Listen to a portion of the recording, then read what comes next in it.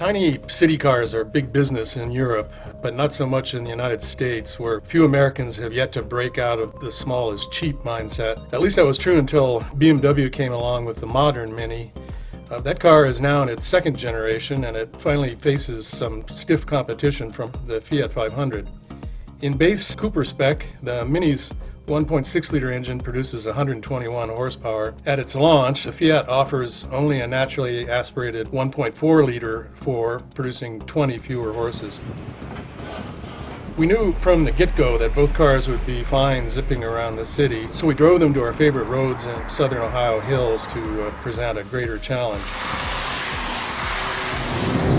When these two cars were conceived, their manufacturers never intended the two to compete. The Mini is very much a sort of luxurious, compact, in a funny sport niche kind of unto itself.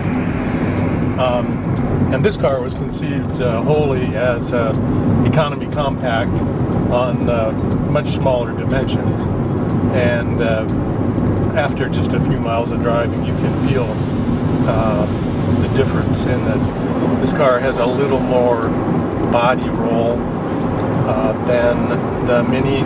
It leans on its outer corner on turn-in, and you get this funny moment of roll that you think might be understeer. And in fact, it just has to take a set, and once it gets settled, the limits are quite high.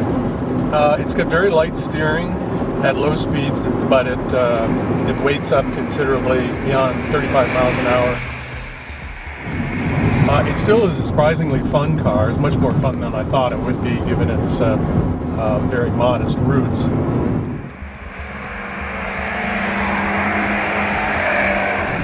Neither the Mini or the Fiat have incredibly communicative steering, but they're both incredibly smooth in operation, and engaging the sport button in either of them adds a decent amount of heft. One thing the Mini really has going for it, about 20 more horsepower. It's a pretty significant difference between the two, especially when trying to maintain momentum on back roads. It's really solid structure. It's never uncomfortable.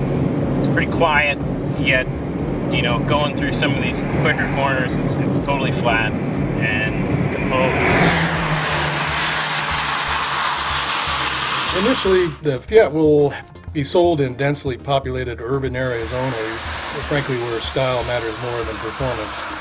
But the fact is the Mini's powertrain is more flexible, its chassis is more capable, and it offers overall greater comfort.